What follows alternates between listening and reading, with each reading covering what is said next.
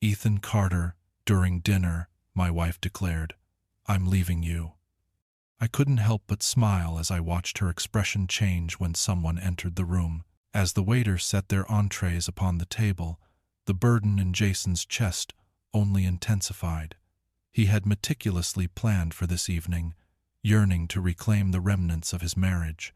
Yet, nothing could have equipped him for what unfolded next. Amelia Carter released a breath, placing her glass of wine down with an eerie tranquility. She leaned in, her captivating emerald eyes fixating on his. "Jason?" With a moment of uncertainty, she squared her shoulders. "Am I departing from you?" Silence enveloped the table, sweeping in like a tidal wave. Jason remained unperturbed, a smile gracing his lips. For the first time that night, a flicker of uncertainty crossed Amelia Carter's confidence. Her lips parted, a flicker of confusion dancing across her features. Just as she was about to utter another word, the doors of the restaurant burst open. Jason scarcely shifted his gaze. It was unnecessary. Amelia Carter, however, turned ashen. For the man who had just entered, he was the very last individual she could have anticipated encountering, and he stood by her side. Before we immerse ourselves further into the narrative, I invite you to share your location in the comments below. If tales like this captivate you, be sure to subscribe and activate that notification bell, ensuring you remain in the loop for what lies ahead. Ethan Carter had devoted 2 decades to crafting a life that many could only fantasize about. At the age of 42, he had established himself as a prominent architect in Austin, Texas, celebrated for his keen design sensibilities and an astute business acumen. He began his journey from the very foundation, laboring through college with countless nights spent at a construction site, poring over blueprints beneath the flickering glow of fluorescent lights, absorbing every nuance that contributed to the strength, resilience, and lasting beauty of a structure. That enduring philosophy had steered him through the journey of life, to construct something substantial, to invest in the very foundation, ensuring that no tempest could ever dismantle it. His career embodied that conviction. The elegant contemporary office structures and bespoke residences that carried his name served as a testament to his skill, unwavering dedication, and his knack for crafting enduring legacies. He commanded the respect of his clients. His colleagues held him in high regard. His employees recognized him as a leader who demanded excellence, for he himself delivered nothing short of it. Yet, amidst the accolades and triumphs, Jason consistently gauged his genuine fortune through the lens of his family. His union with Amelia Carter, affectionately known as Amelia Carter, had once served as the very foundation of his existence. At 39, she remained breathtaking, her enchanting smile as irresistible as it had been in their youthful days of the 20s. Her charm, wit, and an undeniable presence drew people to her like moths to a flame. Upon their initial encounter, she was a spirited marketing graduate, her eyes sparkling with ambition and a fervor that paralleled his own. They had woven a life together, 2 beautiful children, a stunning home, and cherished memories that once seemed unbreakable. For years, Jason had held the conviction that their love resembled the structures he meticulously crafted with precision, enduring, designed to endure the passage of time. Yet, in recent times, fissures had started to appear in that very foundation. Initially understated, akin to fine cracks in a wall, only discernible to those who are actively searching for them, Amelia Carter's return home grew increasingly tardy, her justifications shrouded in ambiguity and lacking in persuasion. She would swiftly pivot her phone screen away as he entered the room, a deft flick of her fingers to mute a notification. Her gaze had shifted, no longer lingering on him with the warmth it once held, as if he had become just another inanimate object within the confines of their shared space. Recognizable, practical, yet lacking in thrill. Jason was not one to leap to hasty judgments. Rather, he was a man who placed his faith in his instincts. Yet, deep within, an unsettling intuition whispered that all was not as it should be. Initially, he attempted to dismiss it, attributing it to stress, to the inevitable rhythms of a lengthy union. They had weathered storms in the past, moments when the weight of work had enveloped him, instances when the challenges of parenthood had left them both exhausted. Yet, this experience resonated in a way that was distinctly unique. A chasm had formed between them, widening with each passing day, despite his relentless efforts to close the divide. Exchanges had turned into mere transactions, laden with dialogues about the children, chores, timetables, everything but the essence of their connection.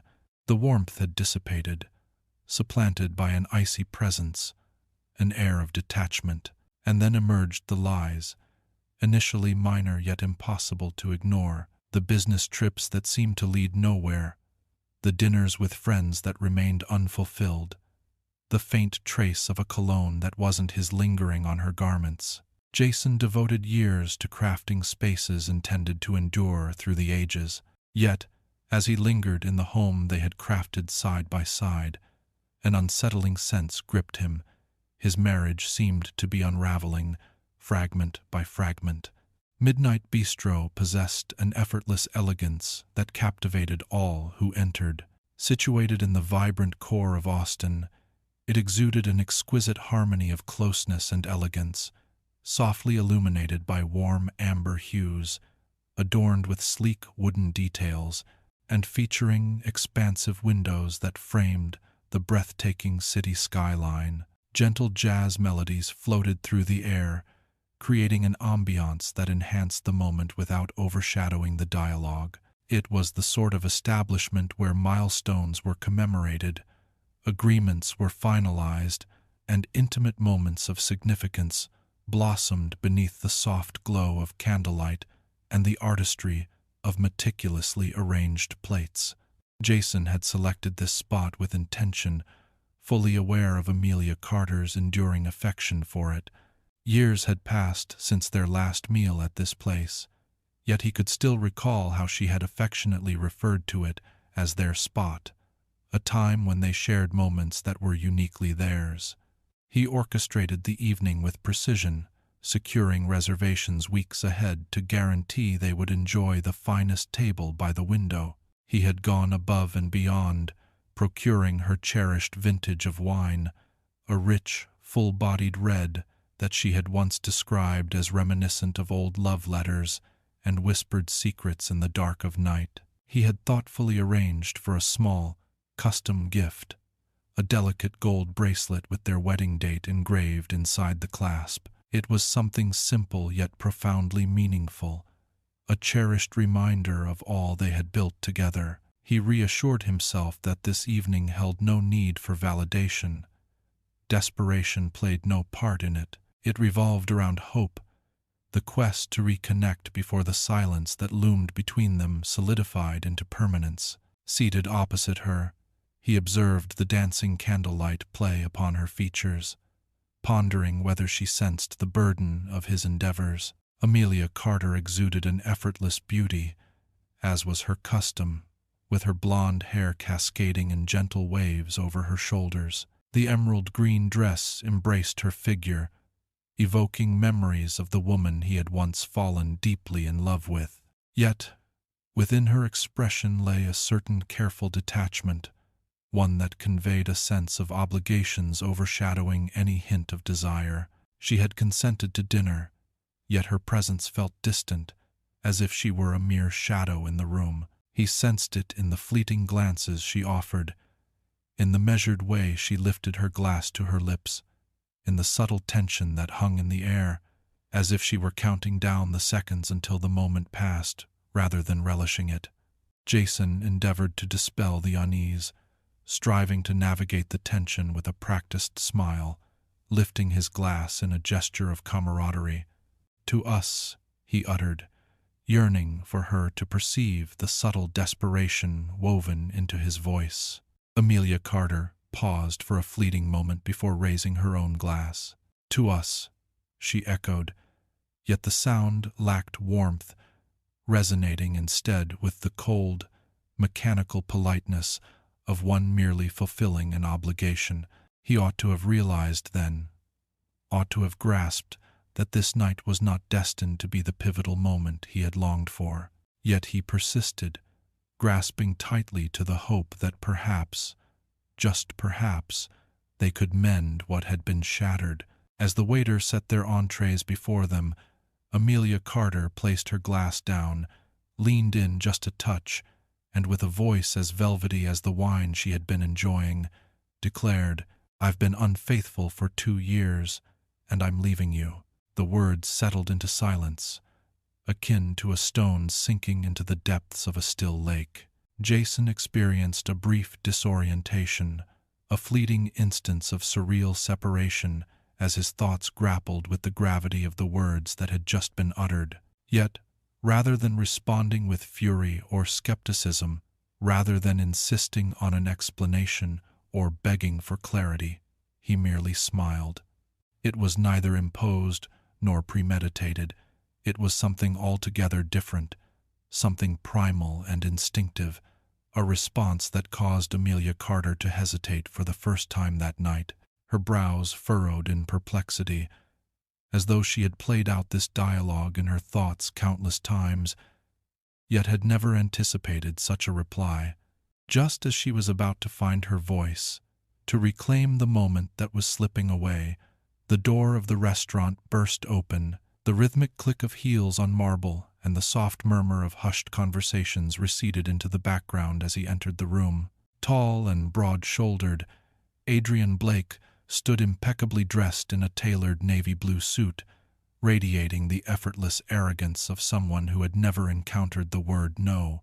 Jason felt no need to glance back to affirm who he was. He perceived it in the way Amelia Carter's complexion faded, in the manner her hand instinctively gripped the tablecloth, in the way she abruptly resembled a woman ensnared in a calamity of her own design. Jason reclined, savoring a deliberate sip of his wine, his gaze fixed intently upon her. He set his glass down with a measured grace, his voice steady as he spoke. "This has taken an intriguing turn." A wave of recognition swept through the restaurant, gradually gaining momentum. Conversations stumbled, gazes flickered toward the newcomer, and in that fleeting moment, Jason sensed a change in the very air around him. It transcended mere curiosity. It was disdain. A handful murmured to their dining partners, while others shared subtle, knowing looks. Yet, he received no warm welcome. There were neither warm handshakes nor casual nods exchanged, merely the sort of muted, brooding contempt typically reserved for individuals whose legacies had already cast a long shadow. Adrian Blake seemed oblivious, or perhaps indifferent. He strode with the assuredness of someone untouched by the consequences of his deeds, either unaware of or unconcerned with the significance of his name in particular circles. Jason reclined, observing Maddie's response with keen interest. She remained stiff, her fingers digging into the linen tablecloth, her face caught in a tense blend of disbelief and barely concealed panic. In that moment, as the shadows danced around her, a flicker of fear crossed her features for the first time that evening, not of Jason, nor of the moment unfolding before her, but of something more profound, an unforeseen element in her calculations. She envisioned herself steering the conversation, orchestrating the flow of the evening with precision. Yet, she had committed a grave error in judgment. She was unaware that Jason was already in possession of all the facts. His gaze darted to Ryan, and in that moment, after years of avoidance, Jason allowed himself to truly see the man before him. The matter extended beyond the mere affair. This was not merely a man claiming his wife. This was a man who had once obstructed Jason's path, intentionally and with a calculated demeanor, embodying the precision of one who had never wished to witness his triumph. Adrian Blake transcended the role of a mere attorney. He stood as a sentinel at the threshold, the type of man who handled authority with precision, cloaking bias in the fabric of policy, ensuring that individuals like Jason remained confined beneath the veneer of standards and protocol. Years ago, as Jason stood on the precipice of securing the most significant contract of his career, a multi-million-dollar redevelopment project in the city, Ryan had been the one to bring it all crashing down. It wasn't due to Jason's lack of experience, nor was it because his designs fell short.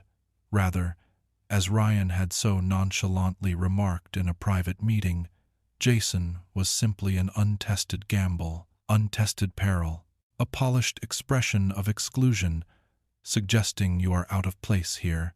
Jason had devoted countless months to battling the decision, delving into Ryan's legal past, searching for something, anything, that would unveil what everyone already suspected but could not substantiate. Ryan consistently obstructed initiatives from minority-led firms, perpetually rationalizing his actions through a maze of bureaucratic red tape and legal loopholes. Jason carried that loss with him, the bitter taste of humiliation lingering in his mind, the determination that pushed him to move forward, to reconstruct his life, to thrive in spite of adversaries like Adrian Blake. Years had passed, and now he found himself face to face with the very man who had once sought to dismantle his existence, the man who had deemed him inconsequential, now seated across from Jason's wife, the very woman who had once professed her unwavering faith in all that Jason represented. His jaw clenched, fingers digging into his palm, yet he willed himself to ease the tension. Not at this moment. He faced Amelia Carter, allowing the heavy pause to linger in the air before finally breaking the silence. "You didn't merely cheat," he said, his voice low, deliberate, laced with an undercurrent of something cutting. "You have chosen to align yourself with someone whose actions contradict the very principles I hold dear." Amelia Carter's breath caught in her throat, her lips slightly parted as though words were poised on the edge of her tongue, yet silence enveloped her. She was taken by surprise. She had steeled herself for fury, perhaps even sorrow.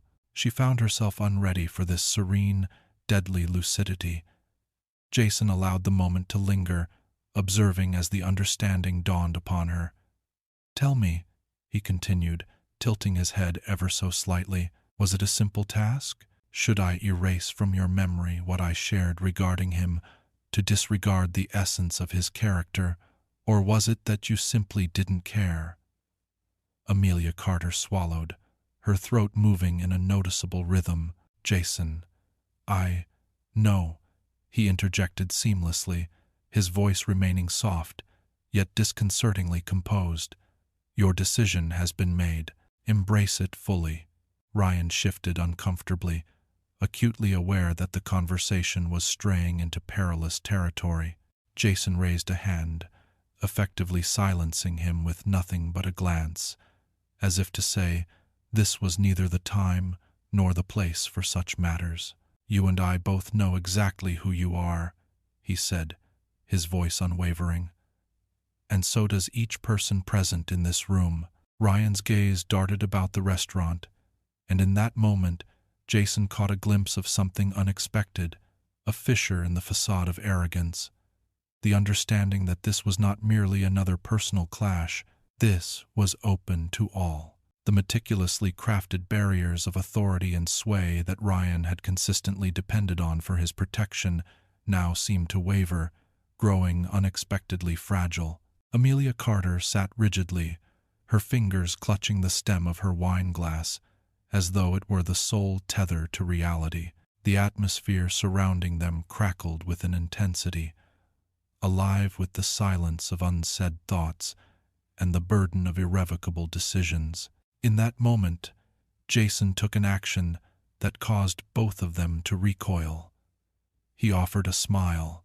Jason slipped his hand into the inner pocket of his blazer, his movements imbued with a calculated calm that set both Amelia Carter and Ryan on edge. He extracted a sleek black folder, its edges sharp and pristine, as though it had been meticulously crafted for this very occasion. In silence, he pushed it across the table, his fingers letting go with a subtle finality that sent an icy shiver down Amelia Carter's spine. She remained still. Not a single blink was made. Yet her breathing had shifted, more superficial, more rapid. Ryan, in contrast, let out a sharp breath through his nose, unmistakably annoyed by the display. "What is this meant to represent?" he murmured softly. Yet Jason remained silent. He reclined, observing intently, anticipating. Amelia Carter paused, her breath catching in her throat, before she cautiously extended her hand toward the folder, her fingers quivering as she flipped it open. As her gaze brushed over the opening lines, a palpable tension coursed through her form. Jason beheld it, the subtle widening of her pupils, the manner in which her jaw tightened ever so slightly. A narrative unfolds. Before she even turned the second page, she was acutely aware of what lay before her. Ryan, his patience waning, leaned in to peer over her shoulder. Initially, his expression remained inscrutable. Yet, as he absorbed the surroundings, the confident nonchalance he had exuded since entering the restaurant began to falter. His brows knitted together, a glimmer of confusion evolving into a deeper shadow, a sentiment teetering on the edge of treachery. Jason inclined his head ever so slightly, shattering the stillness that enveloped them. "Proceed. Read it out loud, Amelia Carter," he said, his voice flowing effortlessly, as if they were engaged in a casual chat. She did not, was unable to. Thus, he undertook the task for her sake. "In the span of the last 6 months, our accounts have been steadily depleted by your actions, not in a single moment. No, that would have been far too apparent. Minor transactions, several thousand in this place, 5,000 in that one, perpetually adrift, carefully calibrated to evade any hint of suspicion. Yet, when you consider the entirety of it, that amounts to more than 200,000, Amelia Carter, $200,000 discreetly transferred from our shared resources into this account." He lightly touched the page with a solitary finger, observing her expression contort as if she were attempting to halt the words from taking root. "A narrative. In the name of Ryan." Ryan's body tensed. "Excuse me, could you clarify that?" Amelia Carter finally stirred, slamming the folder shut with such force that the pages threatened to disintegrate. "Jason, this isn't what it seems," she began, her voice taut with tension, yet he merely responded with a soft, amused chuckle. "Oh, Amelia Carter," he murmured, shaking his head in disbelief. "It is precisely as it appears." Ryan seized the folder from her grasp, reopening it with a swift motion, his gaze racing over the figures, his nostrils flaring as the weight of the realization settled in. "Is my name being used for this?" His voice, once smooth and confident, now bore a sharpness that felt accusatory. "What on earth were you thinking, Amelia Carter? Were you really going to siphon him dry and abscond with my money?" For the first time that evening, Amelia Carter appeared genuinely shaken, her expression revealing not just surprise but a deep-seated fear. "No, it's not like that," she said, quickly, turning toward him. "I had intended to share that with you." Ryan's fist tightened against the table, his jaw set in a rigid line as he fixed his gaze on her. "What is it that you wish to know, precisely?" "So, you were orchestrating a setup for me?" "So, You intended to leave as soon as his funds were deposited into my account. Jason's smile lingered, deliberate and measured, like a hunter observing his quarry as it unwittingly ensnared itself. Ah, he pondered, swirling his wine-glass with a languid grace. Ah, so this revelation caught you off guard? How intriguing. Ryan glanced over his shoulder at Amelia Carter, a shadow crossing his face. Is that the reason you were hurrying, urging me to conclude everything? Were you considering making a swift exit? Amelia Carter's lips parted, yet this time silence enveloped her, leaving her without words, for there existed neither deception nor justification, nor any artfully spun narrative that could extricate her from this predicament. Jason let out a breath, his head shaking slowly. You believed yourself to be clever, Amelia Carter. Truly you did, yet you have erred. You failed to recognize my true potential. You believed I would remain oblivious to the missing funds, that I wouldn't keep a watchful eye on it. Yet, as soon as I sensed that something was amiss, I began my search. And once I began to search, he inclined his body forward just a touch, his smile now devoid of warmth. I've uncovered it all. Amelia Carter swallowed hard, but just as she was about to find a way to redeem herself, Ryan suddenly rose, the chair screeching against the floor. His whole demeanor had transformed. He had lost the semblance of a man in control. The aura of one who wielded power had faded away. He appeared as though he had just come to the unsettling realization that he had been outsmarted. Unbelievable, he muttered, shaking his head in disbelief. I ought to have anticipated this. Jason savored another deliberate sip of his wine, observing Amelia Carter as she grappled with her footing, searching for a means to reclaim the narrative that had so forcefully eluded her grasp. Yet all that remained was emptiness. The truth lay before us, stark and undeniable, in clear contrast of black and white. Jason savored the moment, gently swirling the rich crimson liquid in his glass, allowing the heavy silence to envelop the table. Amelia Carter's fingers danced nervously along the edge of the tablecloth, her knuckles pale as she cast a fleeting look at Ryan, who remained stiff, his jaw clenched, barely masking his simmering rage. The dawning awareness that she had manipulated him as skillfully as she had manipulated Jason was settling in rapidly. And for the first time since entering the restaurant, Ryan no longer exuded the aura of the most formidable presence in the room. Jason placed his glass on the table, then, with a measured and purposeful gesture, raised his hand and offered a solitary nod. That marked the moment. In an instant, the soft hum of the restaurant transformed. A scrape of chairs, the shuffle of movement, and then, one by one, individuals began to ascend. A man lingered by the bar, another occupied a corner booth nearby, while two women sat at separate tables along the room's periphery. Jason remained steadfast, his gaze fixed elsewhere, ignoring their presence. There was no necessity for him to do so. He was already aware of their identities. For months, Edward Clark, the private investigator, had been delving into this case. Once a detective, now an independent private investigator, Joel possessed a presence that compelled others to reconsider any notions of underestimating him. Lean and grizzled, with keen eyes that observed everything, he advanced with an air of nonchalance, one hand casually resting on the back of Jason's chair, while the other slipped into his pocket, embodying the essence of someone who possessed all the time in the world.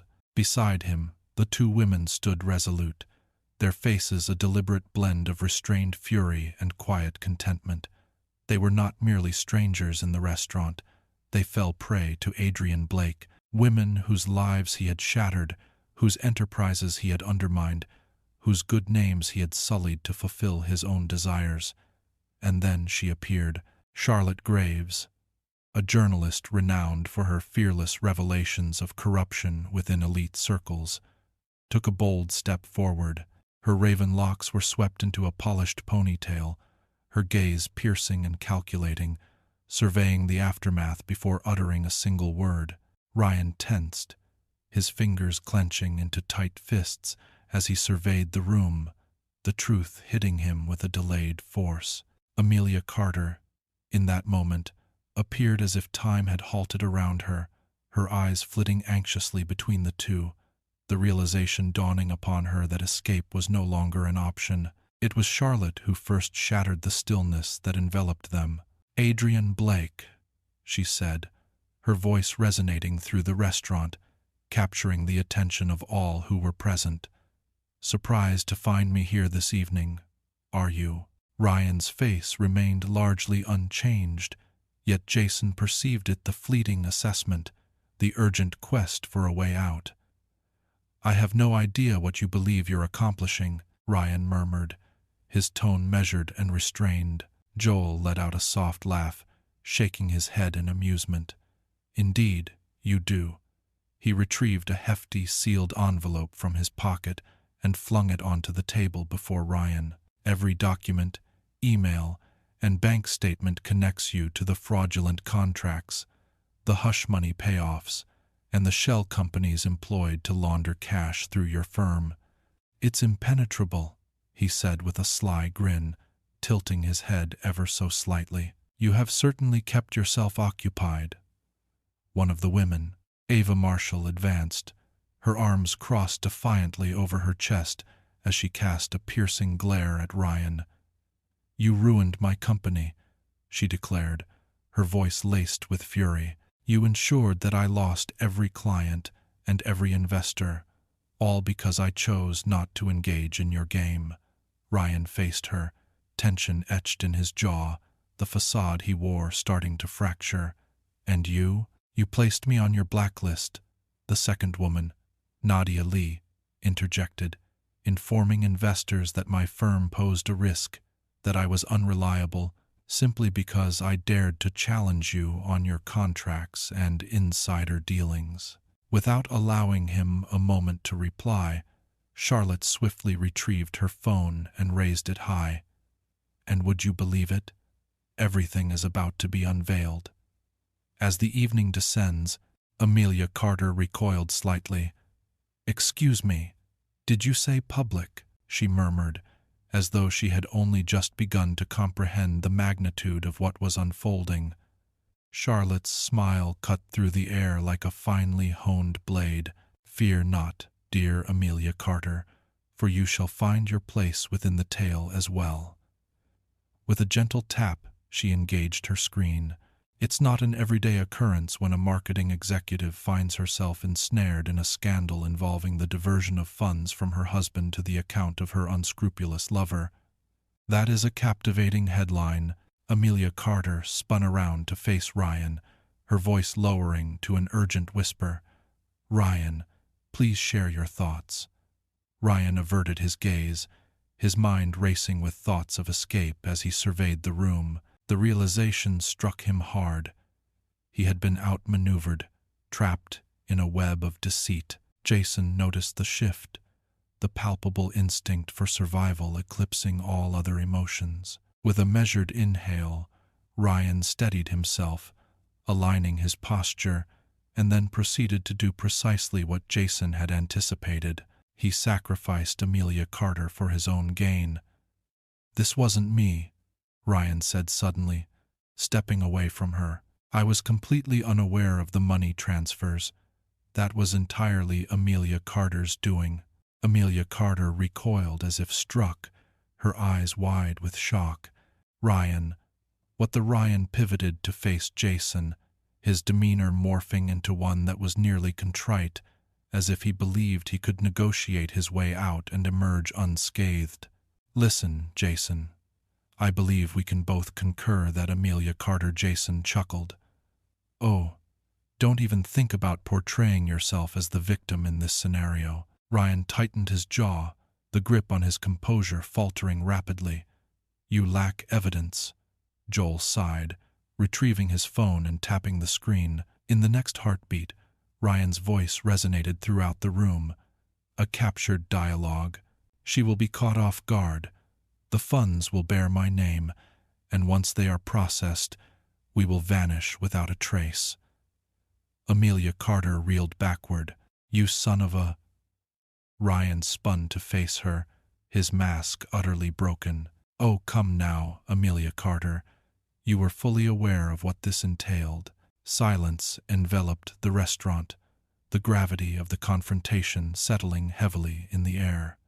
Jason released a slow breath, deliberately retreating from his chair, rising with a serene and steadfast assurance. He gazed at Amelia Carter, at Ryan, at the ruins they had crafted themselves. He then shifted his gaze towards Charlotte. "Just do it," he urged. With a final tap on her phone, Charlotte lingered for a moment, and in that moment the world was laid bare, its secrets unveiled for all to see.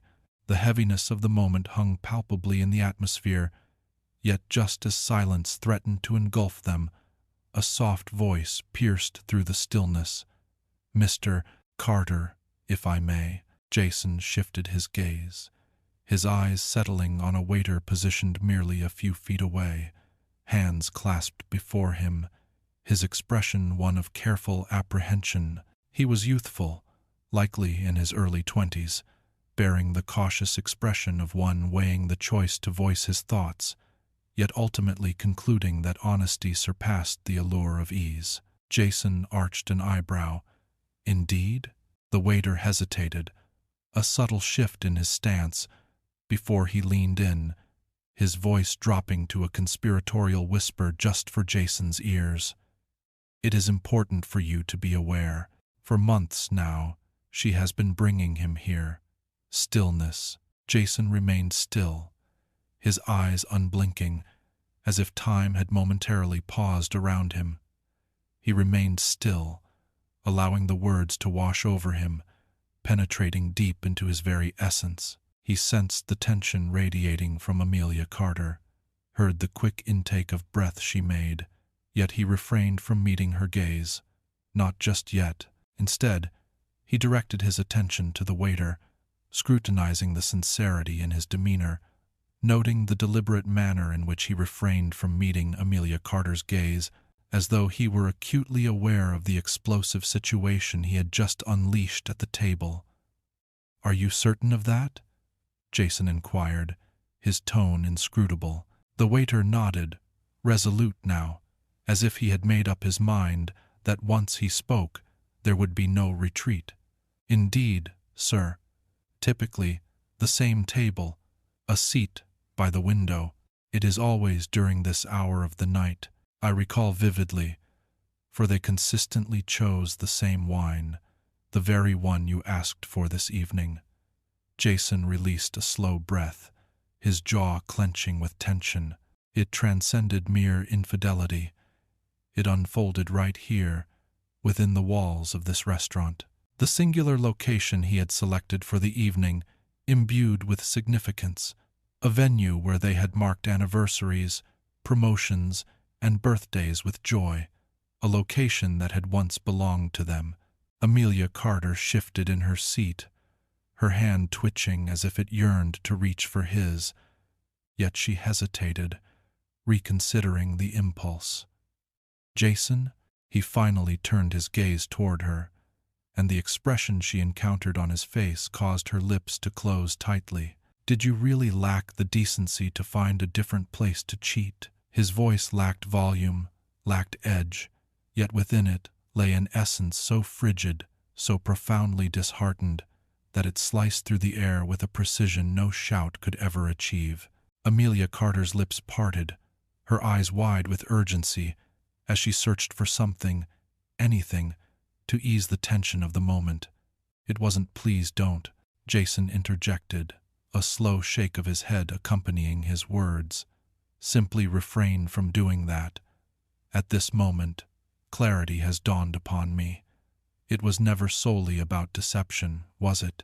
It transcended mere deception lurking in the shadows of my trust." He leaned in, his forearms pressing against the table, his voice lowering to a level that made her flinch. "You sought to bring me low, You intended for it to unfold in a way that would inevitably lead me to the truth. Perhaps you intended for me to uncover the truth all along. Perhaps it intrigued you." Amelia Carter's cheeks flushed with a deep crimson, her fingers clawing into the fabric of the tablecloth. "That's not true," she murmured softly. Yet, even she seemed to lack conviction. Jason let out a chuckle, a bemused smile playing on his lips as he shook his head in disbelief. "It's irrelevant now, for it's completed. What comes next? You are as well." The door of the restaurant creaked open once more, the delicate tinkle of the entrance bell piercing the thick stillness that enveloped the table. Amelia Carter's initial response was muted, her thoughts racing as she sought a way out. Yet Jason sensed the presence before he even glanced over his shoulder. The atmosphere in the room transformed, a palpable tension settling in as an undeniable force made its presence known. Margaret Stone Carter entered with a confidence forged through years of dismantling opponents like Adrian Blake in the courtroom. With an elegant stature and an air of calm that defied the gravity of the situation, she advanced with intention, a polished leather portfolio cradled under one arm, her demeanor keen and inscrutable. Jason's older sister had always been a formidable presence, yet this evening she transcended that essence. This evening she assumed the role of the executioner. She strode toward the table with a singular focus, her gaze unwavering, completely disregarding Amelia Carter and Ryan. She approached Jason with purpose, placing a perfectly manicured hand on his shoulder as a gesture of silent support, then turned her gaze to the man facing him. Ryan tensed up. Amelia Carter, at last grasping the change, furrowed her brow, her bewilderment morphing into a subtle discomfort. "Is that you, Margaret Stone?" "What are you?" Margaret Stone dismissed her with a wave, placing the portfolio onto the table with a purposeful thud. With deliberate care, as if she had been anticipating this very instant, she unzipped the bag and extracted a substantial folder, brimming with printed papers.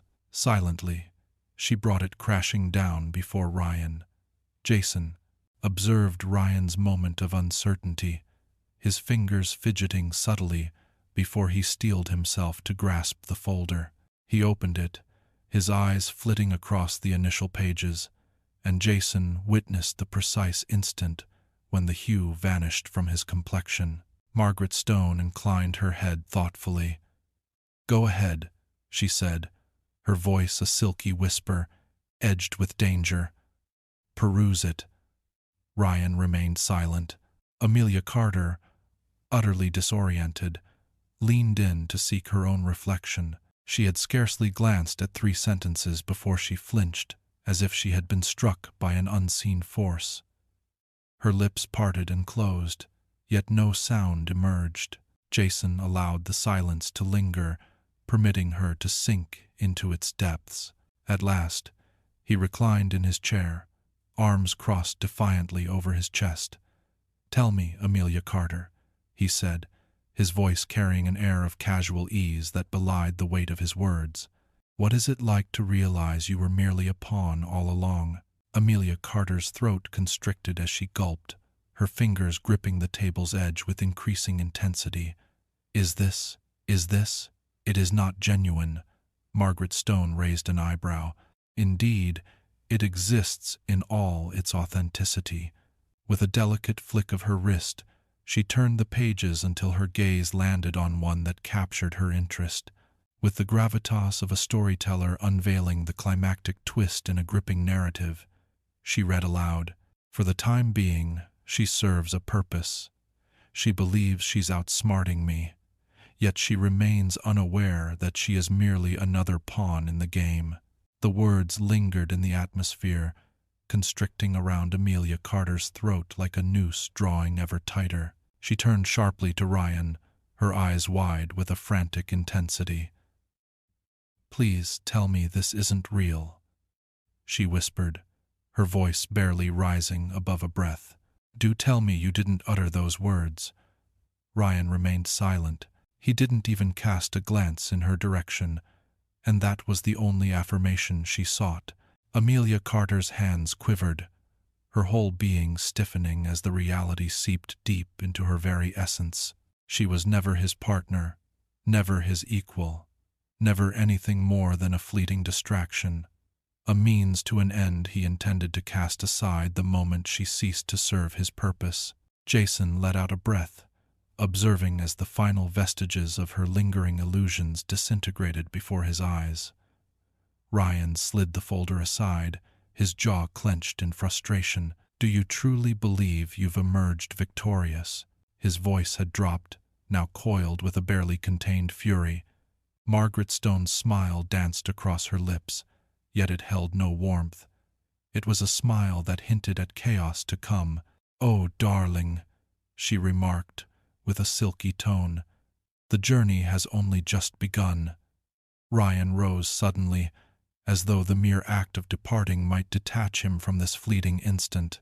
Yet Margaret Stone was quicker, positioning herself in front of him before he could even make a move. Her voice fell, icy and cutting.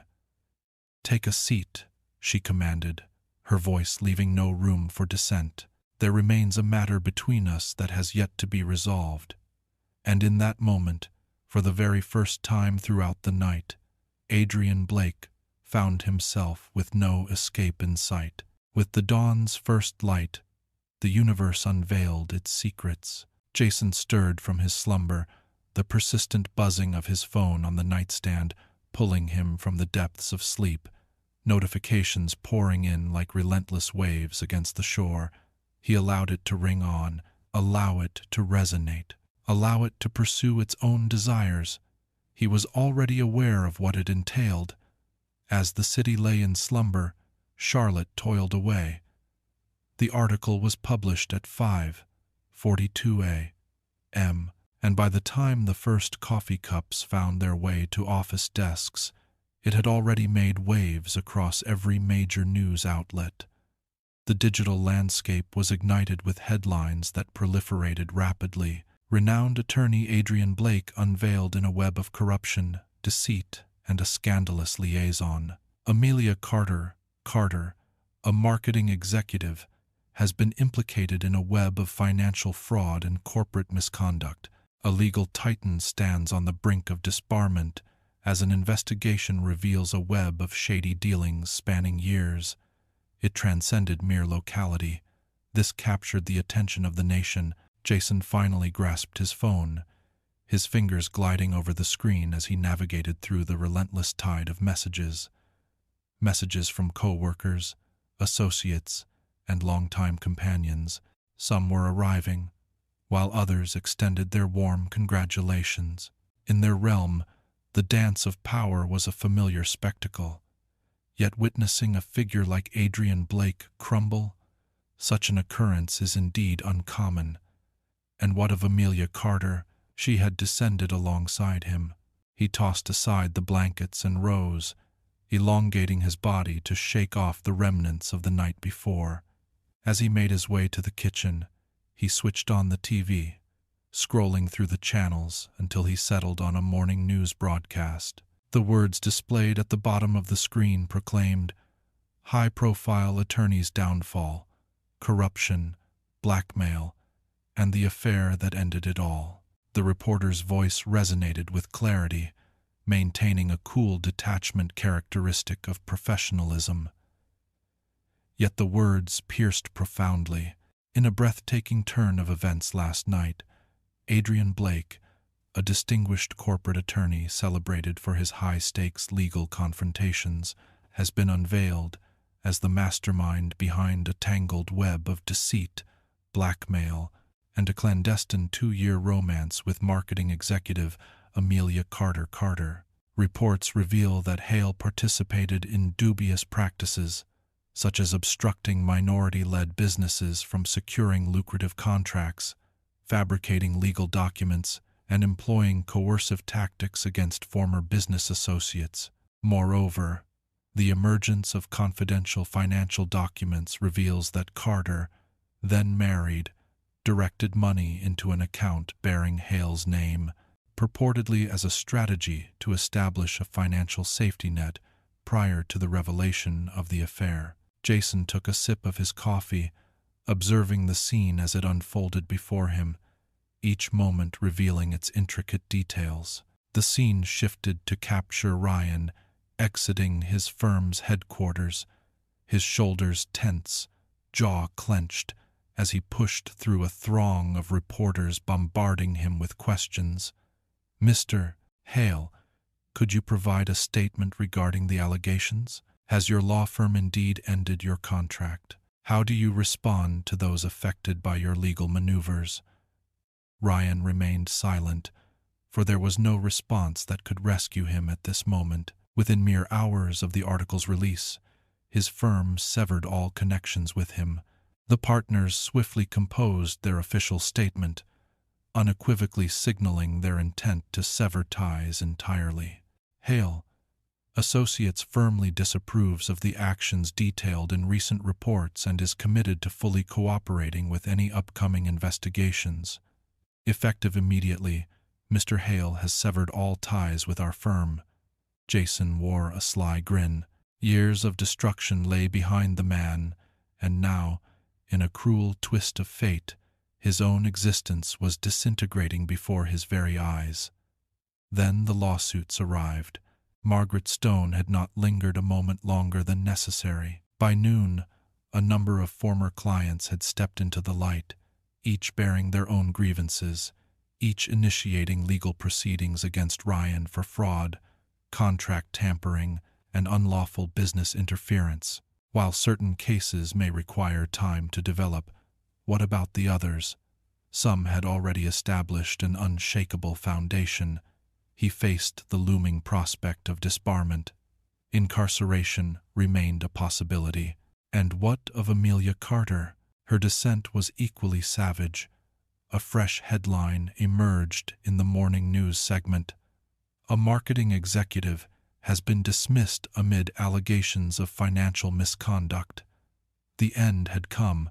Her company executed a prompt and public dismissal, referencing a violation of ethical standards and fiduciary responsibility.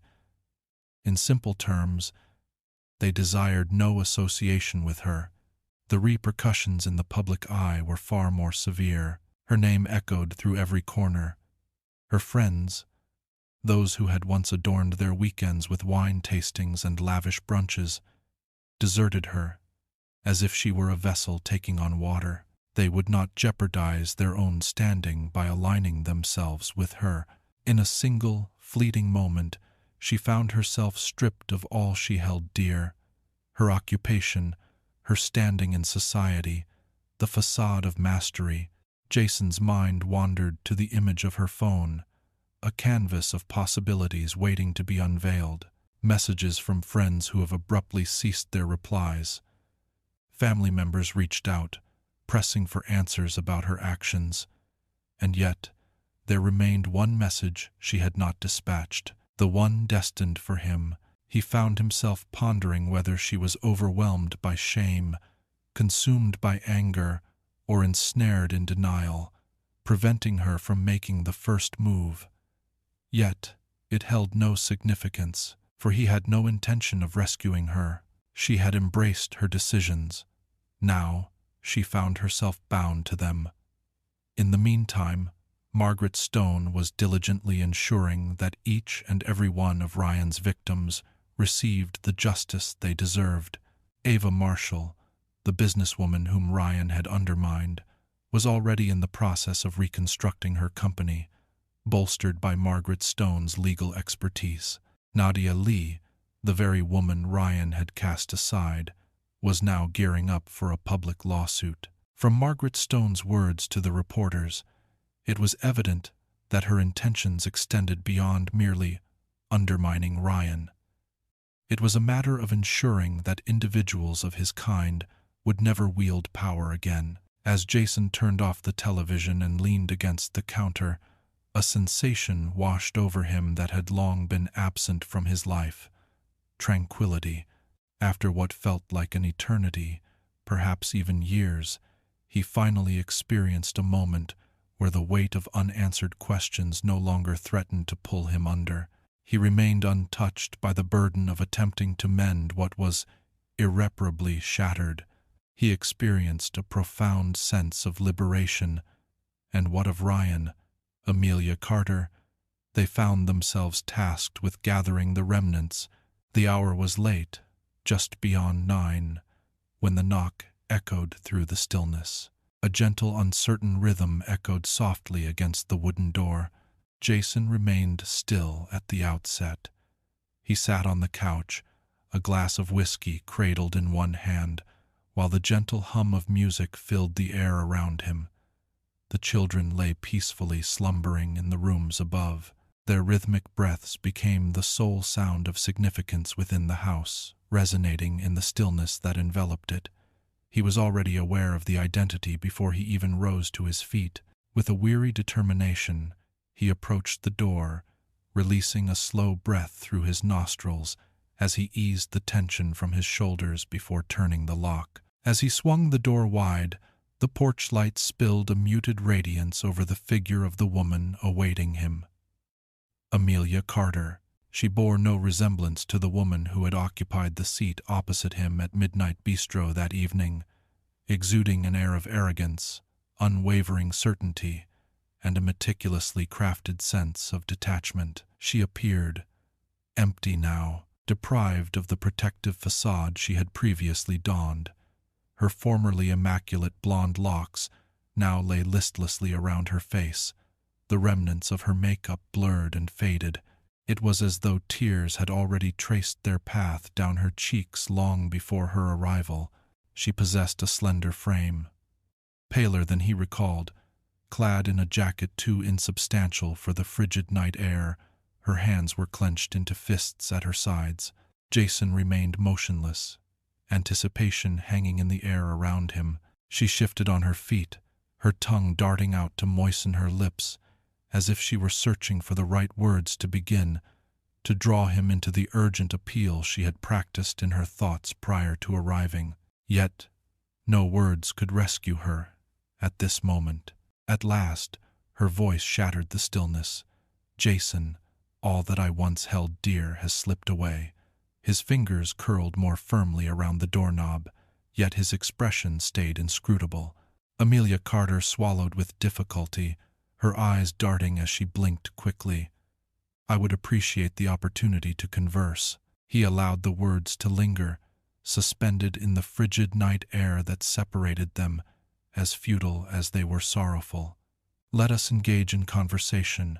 Did she wish to converse at this moment? Following all that has transpired, she stood in that restaurant, exuding confidence, declaring to him that she was leaving. She sat opposite him as another man entered, the one she had selected in place of him.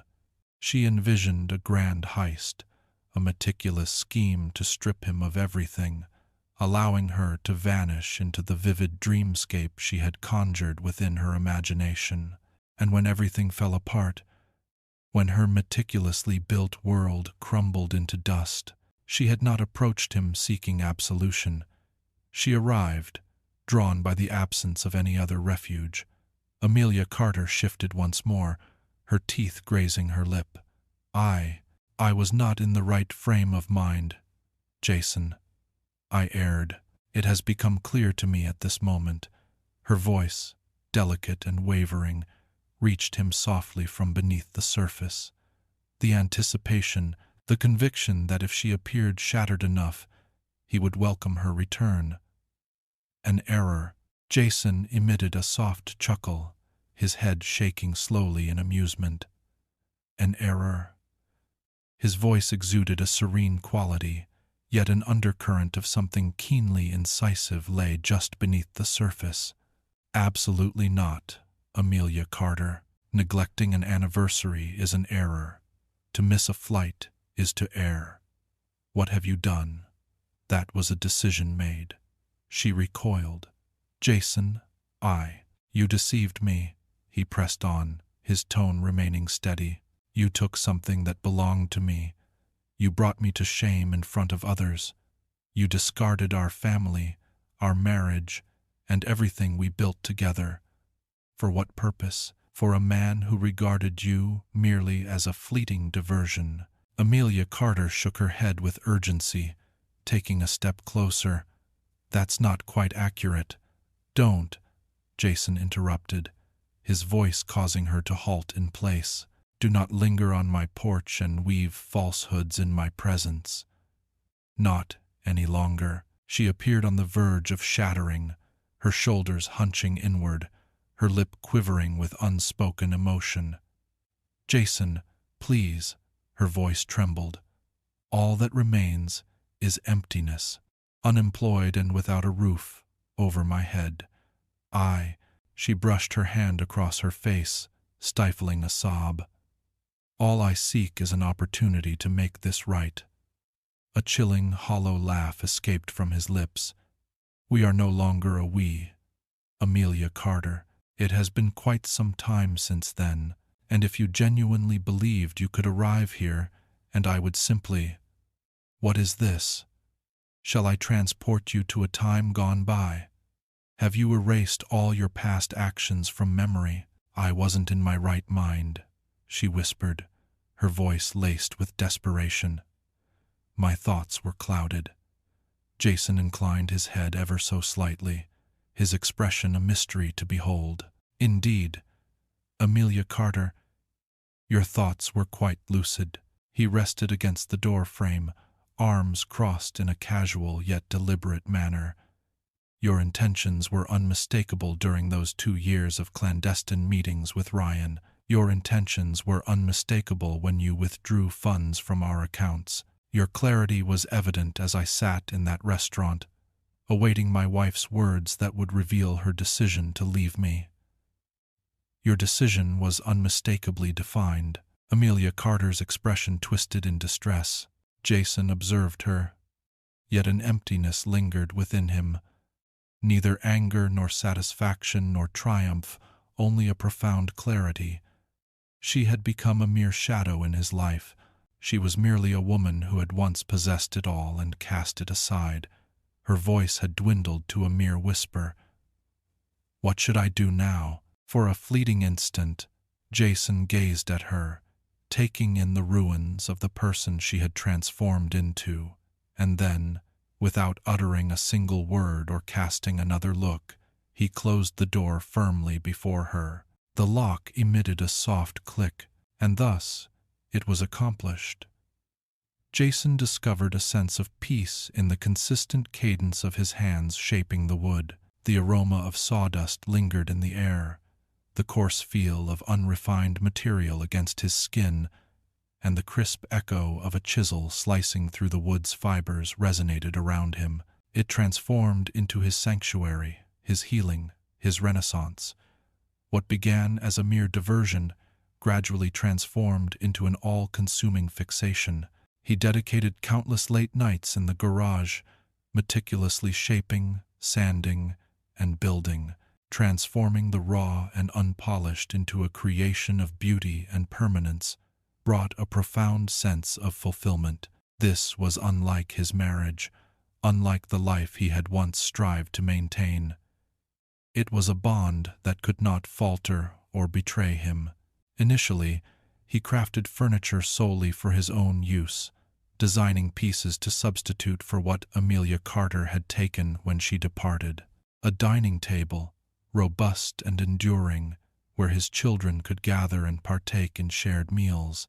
A bookshelf crafted for his daughter, who had recently unearthed a passion for reading.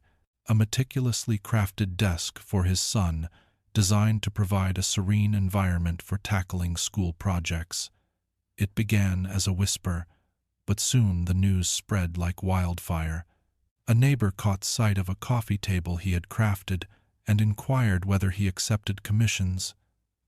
Subsequently, a colleague from the office sought a bespoke shelving unit. Before long, he found himself inundated with orders, and in the blink of an eye, what had begun as a mere coping mechanism blossomed into a thriving enterprise. There was a certain satisfaction in crafting something that belonged to him, something that flourished under his guidance, something that he held the reins to. This was devoid of deceit, free from treachery, only his artistry, his toil, his dedication, transforming humble fragments of timber into treasures of worth. Thus, their paths intertwined for the first time. Sophie Dawson entered his life as effortlessly as a patron steps into a cozy bookstore, filled with the promise of new stories waiting to be discovered. Subtly, without drawing attention, yet possessing an aura that compelled a second glance. In the heart of the town, she ran a quaint, independent bookstore, a rare haven where the scent of genuine paper and ink still lingers in the air, where individuals perused shelves rather than gliding through digital displays. On a Saturday, he ventured there in search of a book for his daughter, only to find himself face to face with the woman who would alter the course of his life forever. She bore no resemblance to Amelia Carter. Where Amelia Carter exuded a sense of polish and calculation, Sophie radiated warmth, ease, and authenticity. Her manner of speaking enveloped others in comfort, and her smile radiated authenticity, devoid of any pretense or desire to impress. It was simply genuine.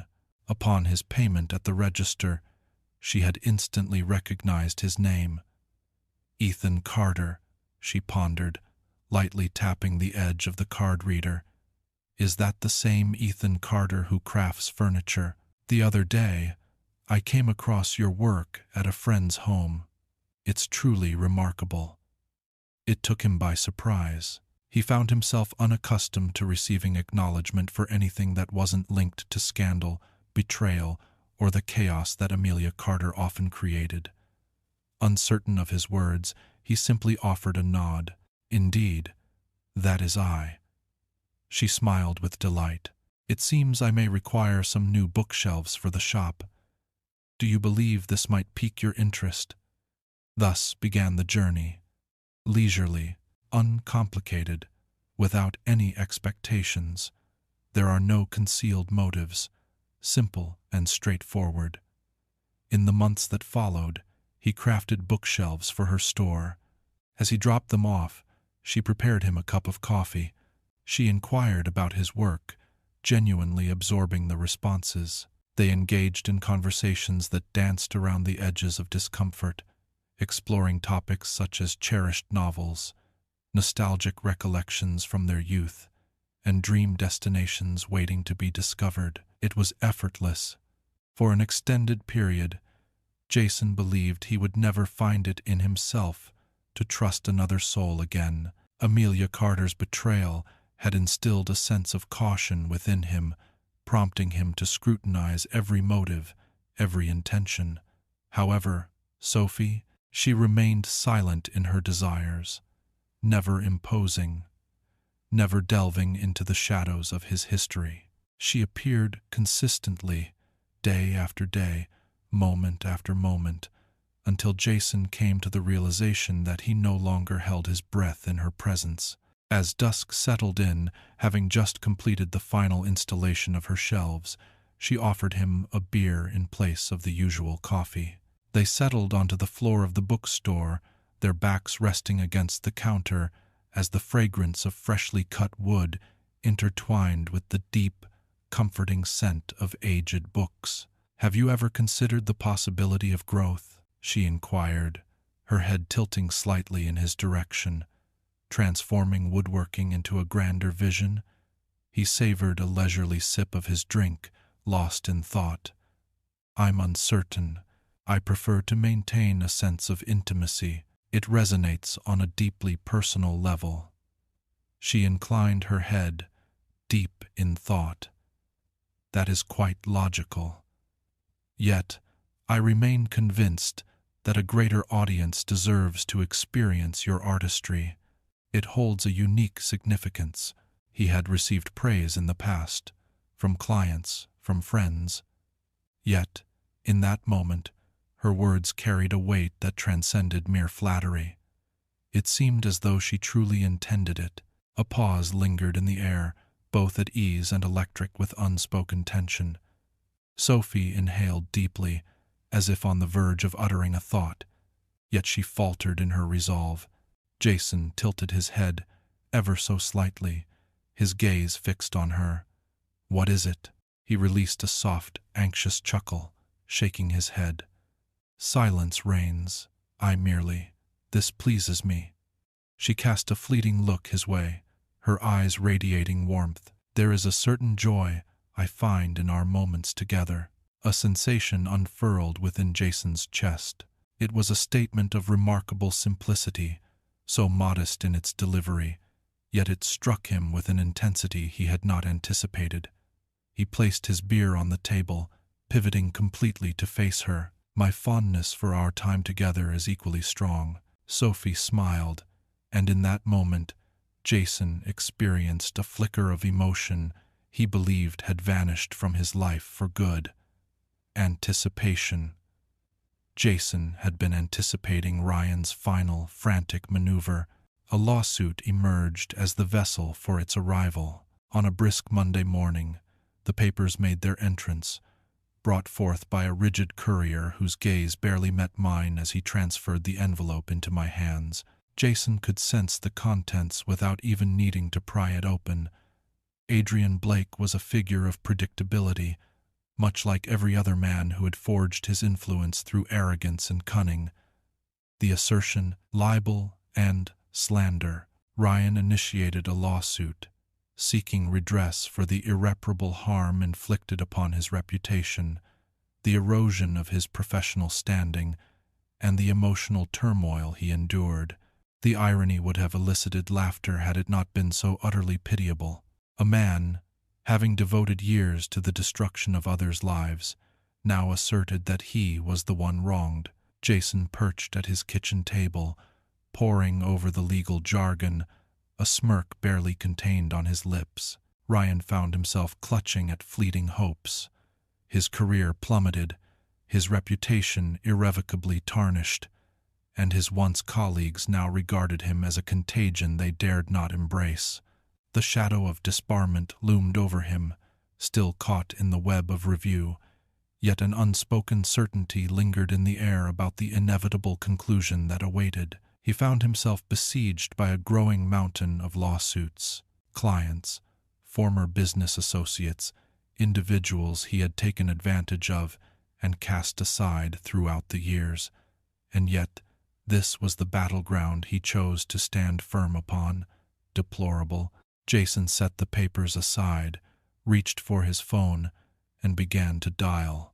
Margaret Stone picked up on the very first ring. "Let me guess," she said, her voice laced with dryness. "Hale has finally submitted the necessary documents."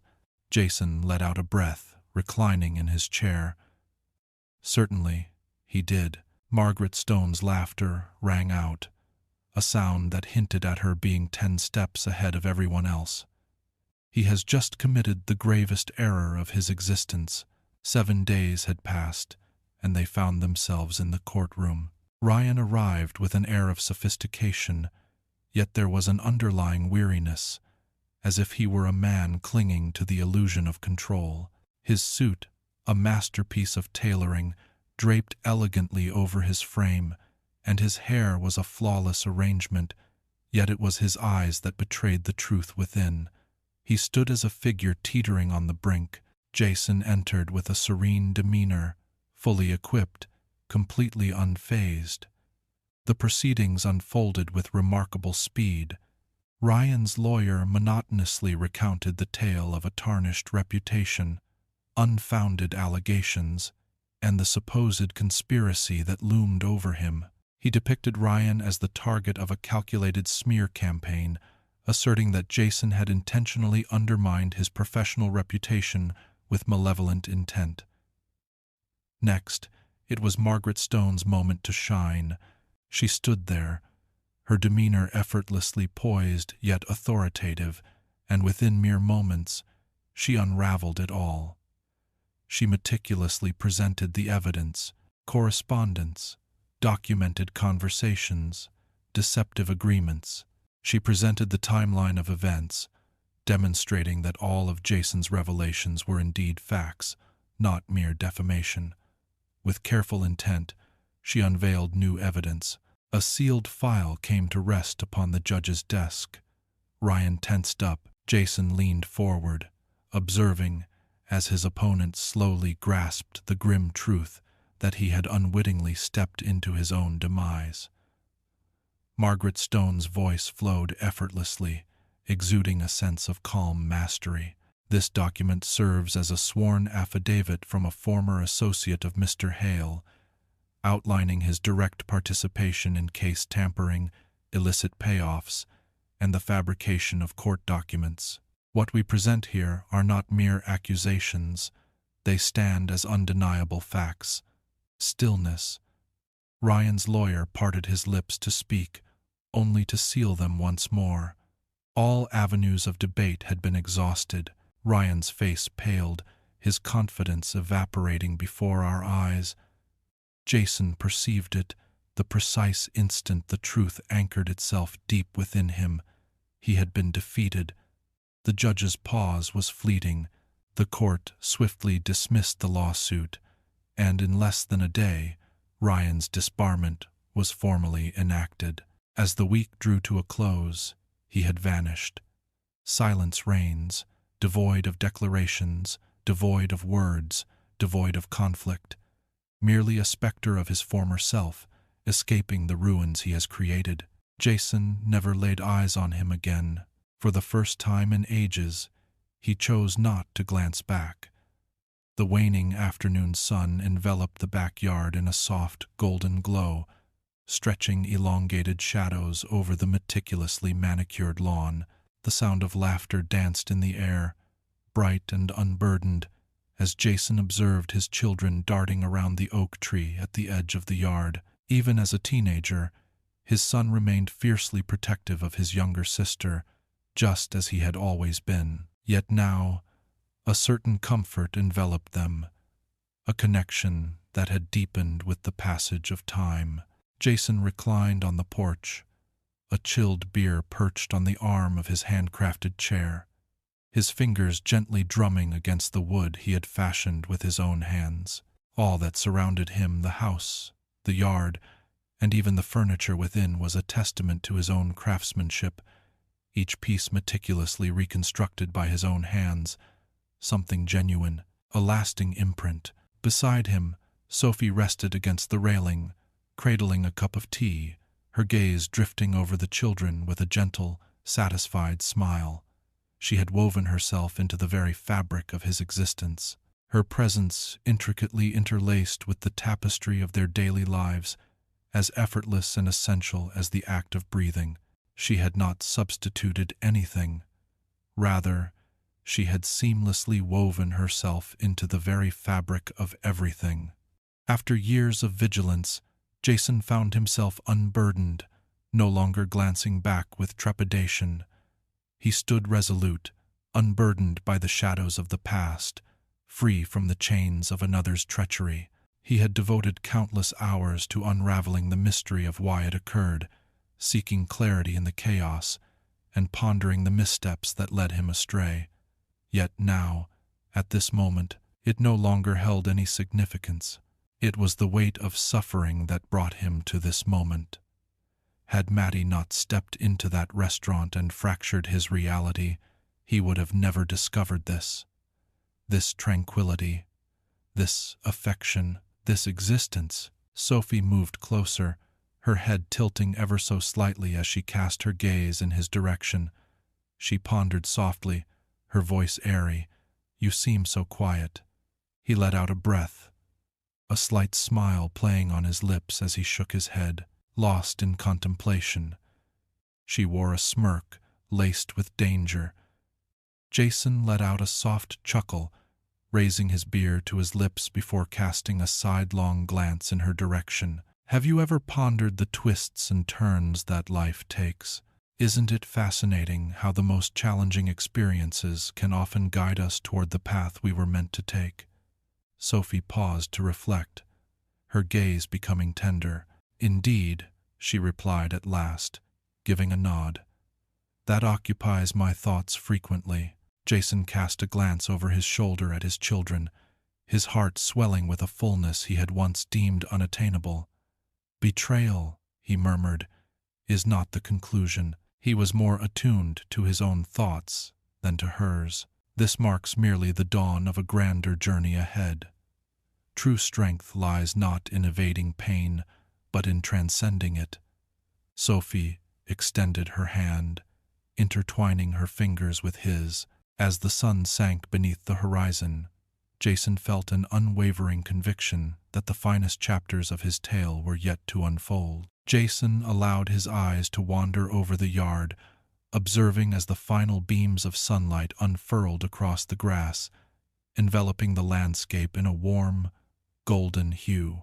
The gentle breeze whispered among the trees, transporting the joyous echoes of his children's laughter through the atmosphere. He inhaled deeply, acutely aware of the burden he carried, not the weight of what has been, but the richness of what is now. This existence, this instant, was a creation forged from the remnants of what once was, and truly, it was a remarkable sensation to find oneself once more upon firm earth. He idly rotated the beer bottle between his fingers, his grip loose, his shoulders relaxed. Sophie offered his hand a soft squeeze before rising, gathering their empty cups. "I'll be inside," she said, her smile carrying a familiarity that had woven itself into the fabric of his existence, a silent promise that brought him comfort. Her silence spoke volumes.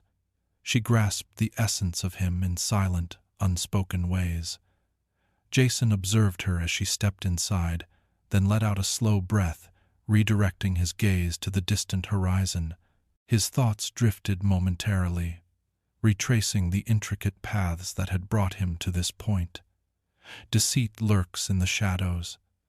The tumult, the descent of those who believed themselves beyond the reach of consequence. Amelia Carter had never truly risen from the ashes of her downfall. Last he had heard, she was taking on various odd jobs, barely making ends meet, a mere shadow of the woman who once believed she was above the life she had discarded. And what of Ryan? Departed. He disappeared from the city, his name now whispered in quiet conversations about the attorney who fell from grace in a scandal too monumental to conceal. Ultimately, the man who believed he could bend others to his will, pilfer, and wreak havoc without facing repercussions, had transformed into little more than a warning for others. Karma had fulfilled its age-old role, as it invariably does. Jason couldn't help but smirk, shaking his head in amusement. He pivoted back to face the camera, inclining his body slightly forward with his elbows propped on his knees. His expression transformed, calm and composed, free from resentment, simply being aware. "Tell me," he said, his voice low and steady, "have you ever witnessed the unfolding of karma in real time?" He allowed the words to linger in the air, his gaze dancing with a keen intensity, an unmistakable spark. Share your wildest tales of karma in the comments below. He reclined, allowing the invitation to linger in the air, letting the gravity of the question settle around him. The screen gradually succumbed to darkness, yet just before the final image vanished, striking words illuminated the surface, their last message resonating like a haunting echo. True strength lies not in evading pain, but in the ability to rise above it. The past holds the power to shatter you or to forge you anew. The decision lies in your hands.